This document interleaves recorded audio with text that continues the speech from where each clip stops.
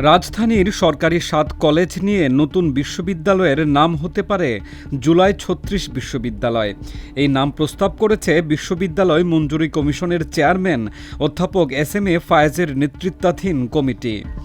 আজ বৃহস্পতিবার ইউজিসির চেয়ারম্যান অধ্যাপক এস.এম.এ ফায়েজ সহ এ সংক্রান্ত কমিটির ৩ সদস্য শিক্ষা উপদেষ্টা অধ্যাপক ওয়াহিদ উদ্দিন মাহমুদের সঙ্গে বৈঠক করেন।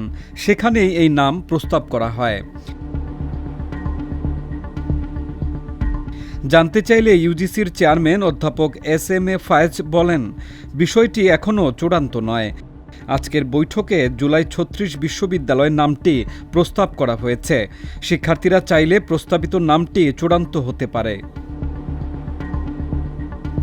সম্প্রতি শিক্ষার্থীদের দাবির মুখে ৭ কলেজের অধিভুক্তি বাতিল করে ঢাকা বিশ্ববিদ্যালয়। বিশ্ববিদ্যালয় কর্তৃপক্ষ জানিয়েছে ২০২৪-২৫ শিক্ষাবর্ষ থেকে ঢাকা বিশ্ববিদ্যালয়ের অধীনে এসব কলেজে শিক্ষার্থী ভর্তি করা হবে না। গত কয়েক বছর ধরে এই ৭ কলেজের শিক্ষার্থীরা ঢাকা বিশ্ববিদ্যালয়ের অধিভুক্তি থেকে বেরিয়ে স্বতন্ত্র বিশ্ববিদ্যালয় প্রতিষ্ঠার দাবিতে আন্দোলন করে আসছিলেন।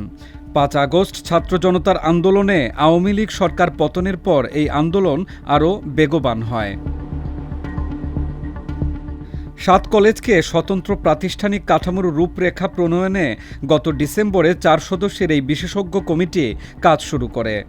বিশ্ববিদ্যালয় মঞ্জুরি কমিশনের চেয়ারম্যানের নেতৃত্বে শিক্ষা মন্ত্রণালয়ের মাধ্যমিক ও উচ্চশিক্ষা বিভাগের অতিরিক্ত সচিব, ঢাকা বিশ্ববিদ্যালয়ের উপাচার্য ও ইউজিসির একজন সদস্য এই কমিটিতে সদস্য হিসেবে আছেন।